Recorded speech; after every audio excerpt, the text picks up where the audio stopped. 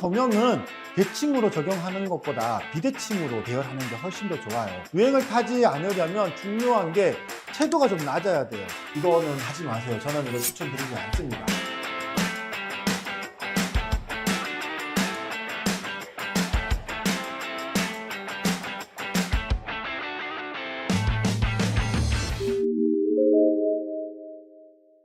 안녕하세요. 오렌지블럭 인테리어 마스터 이코치입니다.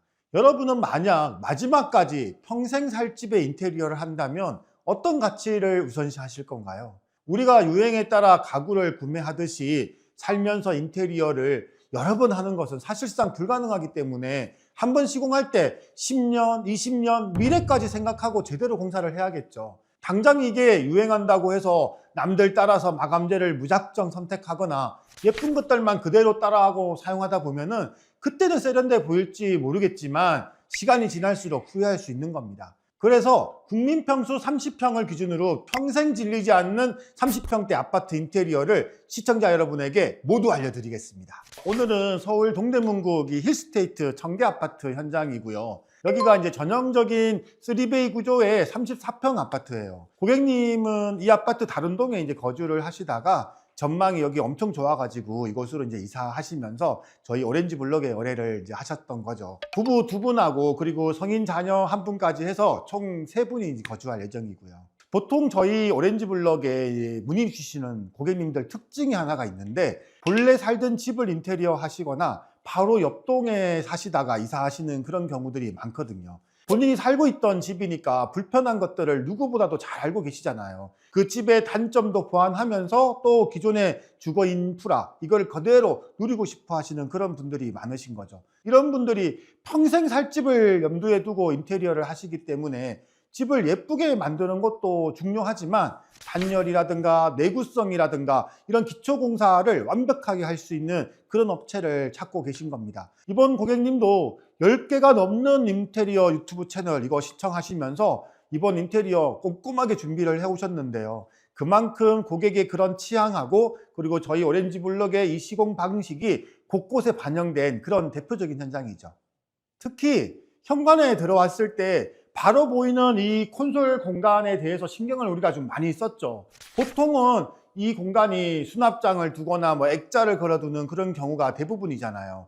이 집은 안방문의 위치를 바꾸고 기존 방문 그 위치에다가 에어드레스를 보시는 것처럼 빌트인을 했어요. 이렇게 하면은 손님들이 오셨을 때도 외투를 쉽게 거실 수도 있고요. 외출 전에 옷 매무새를 다듬을 수도 있는 거죠. 원래 콘솔 자리에 있던 이 벽에다가 안방문을 히든도어로 깔끔하게 마감을 했는데요. 이 방향을 바꾼 이유가 있어요. 원래대로라면은 침대가 문을 열었을 때 바로 보이는 그런 구조로 되는데 안방문을 진입하는 방향을 이렇게 바꾸면은 한번 동선이 꺾이면서 침대가 바로 보이지 않는 그런 장점이 일단 생기게 되고요. 또 기존의 안방 같은 경우는 기존 안방문과 그리고 안방 파우더룸 화장실로 들어가는 그쪽 문이 두 군데가 있어 가지고 동선이 두 개로 생기게 되는데 그러면은 그쪽 면에는 수납을 보통 짤 수가 없잖아요. 지금처럼 안방문의 위치를 하나로 이렇게 만들게 되면 기존 안방문의 위치를 이용해서 수납을 넣을 수 있는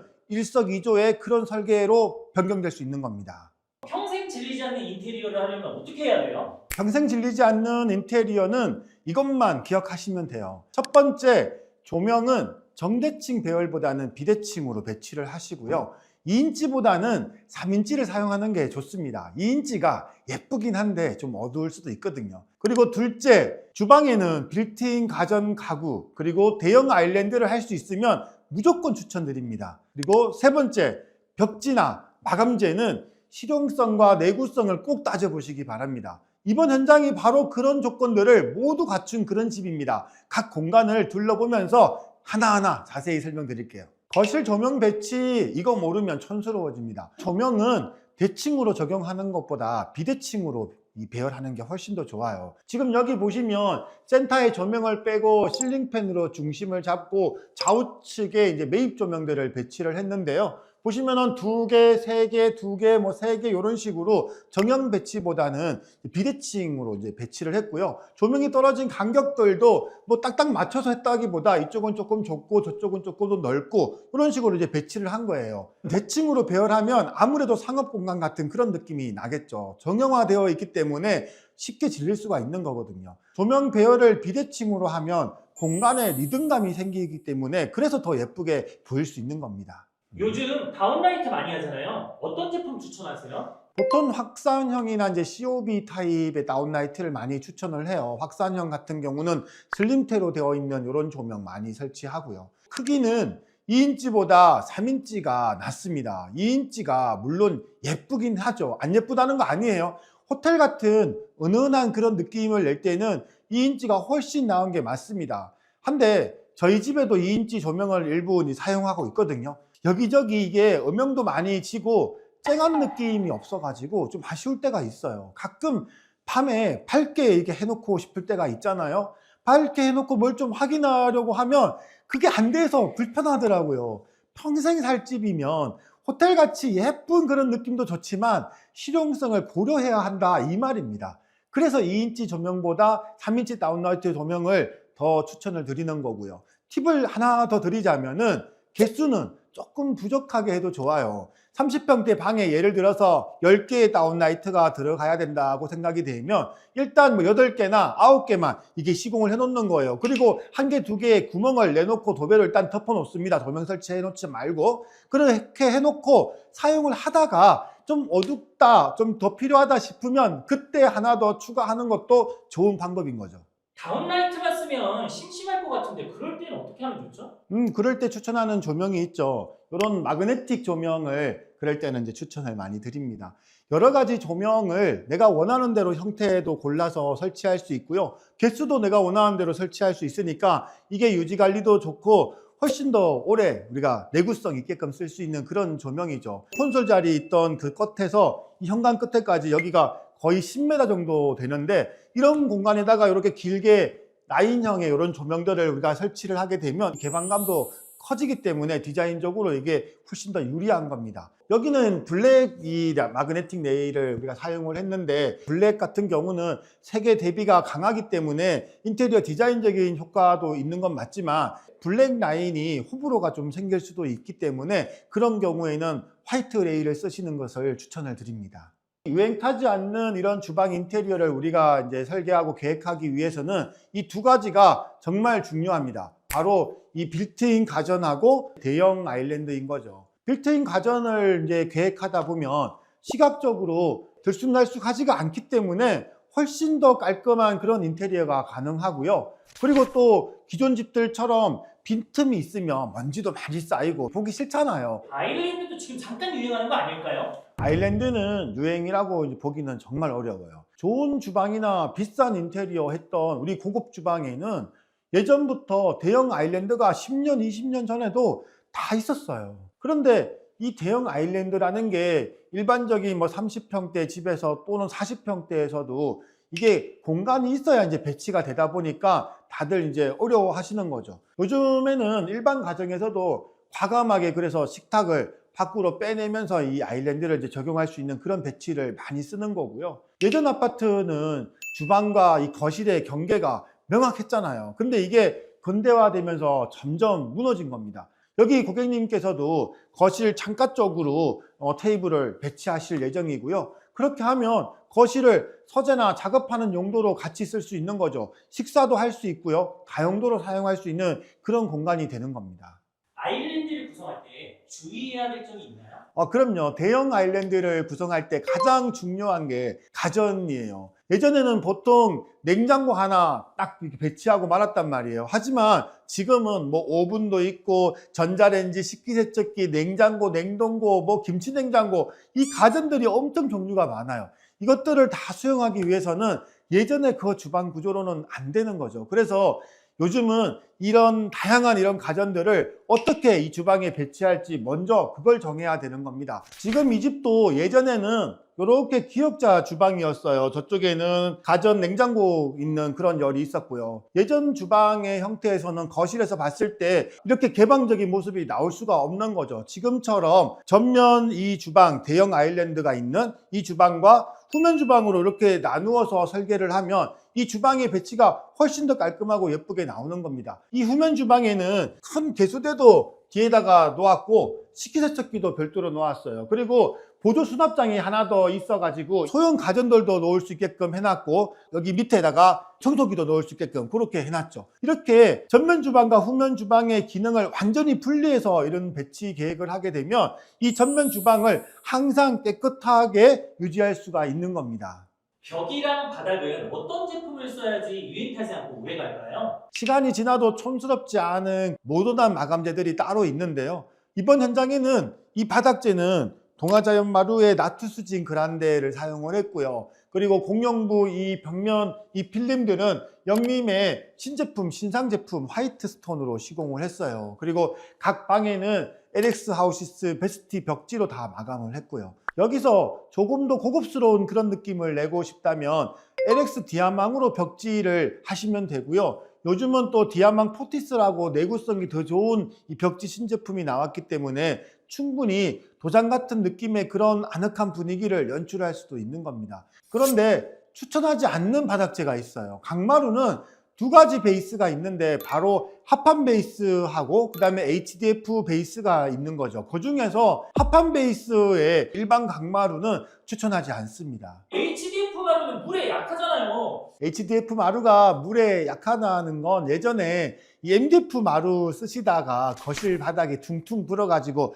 마루가 들고 일어나고 뭐 이런 분들이 하시는 얘기 같고요. 요즘 HDF 마루는 이 내수성이 훨씬 더 좋아졌고 내구성도 훨씬 더 발전을 했어요. 보통 HDF 이런 것들이 바닥에 뭐 보일러가 터진다거나 윗집에서 뭐 배관이 터지고 막 물바다가 되면 당연히 부풀어 오르죠. 사실 그 정도로 누수 사고가 발생하면은 합판 마루, 강마루도 마찬가지예요. 그 정도 문제될 상황이면 일반 강마루, 원목 마루 이거 다 난리가 나는 겁니다. HDF 마루를 추천하는 업체가 거의 없던데 이걸 어떤 면에서 추천하시는 거예요? 아닌데 HDF 마루 많이 추천 요즘 하고 있을 거예요. 이게 매출이 훨씬 더 지금 계속 증가하고 있는 걸로 알고 있고 물량이 딸릴 정도라고 얘기를 하더라고요. HDF 마루를 우리가 추천을 많이 하는 이유가 강도 때문인데 일반 합판 마루에 비해서 이 HDF 마루가 강도가 훨씬 좋아요. HDF 마루가 뭐가 좋냐 뭐 이렇게 물어보시는 분들한테 그게 걱정이 되면 제품 하나 더 추천드려요 하고 얘기하는 마루 중에서 지금 이 동아자연 마루 나투수진도 좋지만 듀오 텍스처라고 또 추천하는 마루가 하나 더 있는데요. 같은 물성이긴 한데 합판에 이 장점까지 같이 있어가지고 10T 두께로 얘가 나와요. 그래서 합판의 장점하고 HDF 장점을 같이 복합으로 겹쳐가지고 이렇게 만들어진 마루인데 정말 만족도가 좋습니다. 저도 그 마루 지금 사용하고 있고요. 공용부는 필름인데 방은 도배로 한 이유가 있으세요? 침실까지 필름으로 하면 비용이 너무 많이 올라가잖아요. 목공을 치고 이 필름 마감을 해야 되거든요. 거실 주방 같은 경우는 아무래도 여러 사람이 왔다 갔다 하는 곳이다 보니까 손때가 많이 탈 수밖에 없어서 그런 거예요. 침실은 개인 공간이니까 손때가 아무래도 덜 묻는 편이죠. 물론 선택의 문제이긴 한데 방까지 뭐 필름으로 꼭 할 필요는 없는 겁니다. 유행 타지 않는 컬러 조합을 추천해 주신다면? 우선 표면 질감이 너무 매끄러운 것은 쉽게 질릴 수가 있어요. 약간의 엠보나 질감이 있는 것들이 유행도 덜 타는 편이고요. 그리고 보통 화이트 우드 조합도 많이 선호하잖아요. 아마 좀 편안하고 코지한 느낌 주기 때문일 텐데 우드 조합 성공하는 방법 가르쳐 드릴게요. 일단 우드 컬러는 여기처럼 옅은 우드 계열이 시간이 좀 지나도 안 질리고 좀 오래 가는 편이죠. 유행을 타지 않으려면 중요한 게 채도가 좀 낮아야 돼요. 보통 쨍한 색상은 좀 금방 질릴 수도 있고 색 배열이 잘못하면 촌스러울 수도 있거든요. 그리고 벽 필름은 너무 하얀 건 피하는 게 좋죠. 일단 올 화이트는 너무 빨리 지저분해지는 데다가 군데군데 더러워지는 게 빨리 오기 때문에 유지 관리가 아무래도 어렵거든요. 그래서 적당히 베이지나 그레이 톤이 섞인 너무 매끈하지 않은 결이 있는 그런 필름을 쓰는 것을 추천을 드립니다. 질리지 않는 욕실을 만드는 법칙도 있으면 좀 가르쳐 주세요. 질리지 않는 욕실 만들려면 이 세 가지가 일단 중요합니다. 대형 타일, 그리고 타일과 같은 매지 색상, 그리고 실리콘 색상이죠. 큰 타일은 유행을 탈 수가 없어요. 매지가 적어서 청소하기도 쉽고 유지 관리가 편하거든요. 매지 시멘트와 실리콘도 최대한 비슷한 컬러를 적용을 하면은 아주 깔끔해지는 그런 인테리어가 되는 겁니다. 그리고 실리콘을 조색해서 쓰는 경우들이 있는데 이거는 하지 마세요. 저는 이거 추천드리지 않습니다. 왜냐하면은 나중에 이게 문제가 생겼을 때 실리콘도 똑같이 이게 조색해서 써야 되는데 이게 같은 색상으로 조색하는 게 어려워요. 수입 실리콘 중에 색깔이 웬만한 건 컬러를 균일하게 맞출 수 있으니까 조색해서 쓰는 것보다 수입 실리콘을 사용하는 게 훨씬 더 균일하게 품질을 낼 수 있어서 좋습니다.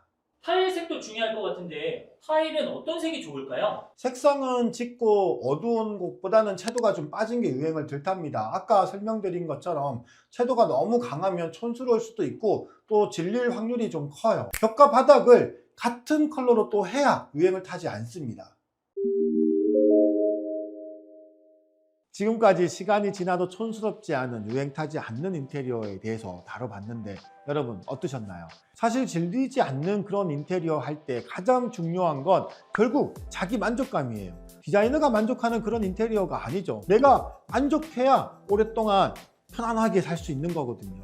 보통 디자이너들은 대체로 예쁜 것에 중점을 두고 우리가 제안을 하거든요. 실제 그렇게 살아본 디자이너들이 별로 많지 않아요. 그래서 상담할 때 기존 집에 어떤 점들이 불편했고 어떤 것들이 구현됐으면 좋겠는지 충분히 소통해야 나와 우리 가족이 오랫동안 만족할 수 있는 그런 집을 만들 수 있습니다. OBM 이코치였습니다.